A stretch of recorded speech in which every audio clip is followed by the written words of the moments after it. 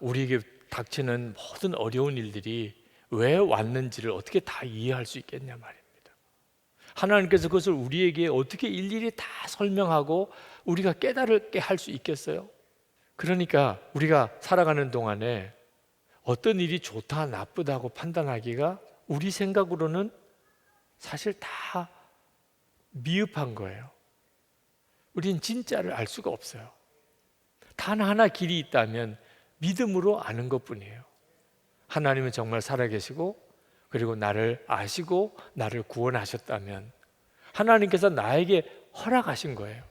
내가 생각할 때는 왜 그렇게 하셨나요? 하나님 앞에 원망하고 싶은 마음이 가득할지 몰라도 하나님이 허락지 않은 일은 우리에게 이루어지지 않아요. 그럼 하나님이 허락하셨다면 거기에는 반드시 하나님의 어떤 계획이 있는 거예요. 그래서 하나님이 계획이 있다면 그러면 그게 믿어지면 감사한 거죠. 이것이 진짜 믿음이에요. 그 대표적인 성경의 인물이 하박국 선지자입니다. 하박국은 이스라엘 나라가 멸망할 때 선지자예요. 나라가 멸망하는 것은 참 끔찍한 일이죠. 나라가 이제 완전히 멸망되는 것이 하박국 선지자에게는 보여요. 하나님께 원망의 기도를 드렸어요. 하나님, 이게 어떻게 이런 일이 있을 수 있습니까? 하나님, 언제까지 이렇게 내버려 두실 겁니까? 그랬었어요. 그런데 하박국 선지자가 하나님의 섭리를 깨닫게 됩니다.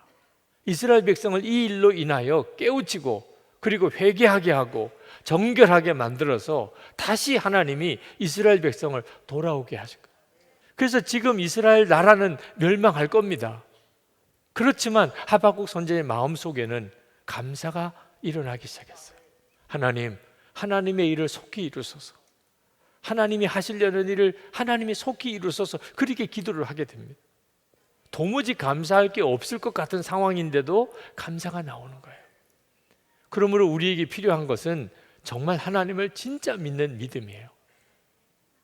그러면 우리가 처한 모든 형편의 삶 속에 뚜렷하게 달라지는 것이 감사가 나오기 시작합니다. 그 감사가 바로 주님과 동행하는 열쇠인 것입니다. 감사는 우리가 살아가는데 우리의 삶에 어떤 어려움과 처지에서도 우리를 건져낼 힘이에요. 그게 바로 예수님을 진짜 믿는 것이기 때문에 바울과 실라가 빌립보 감옥에서 그 매맞고 기가 막힌 어려운 처지에 빠졌을 때 그는 원망하고 불평하고 낙심하고 좌절하고 하지 않았어요. 그건 하나님께 맡겨버렸어요. 그리고 평안, 기쁨, 감사로 가기로 결단했어요. 그러니까 그 한밤중에 하나님께 기도하고 찬송한 거예요. 감사만 하며 살 겁니다. 평안과 기쁨으로 그렇게 살아가겠습니다. 그렇게 해보자는 거예요.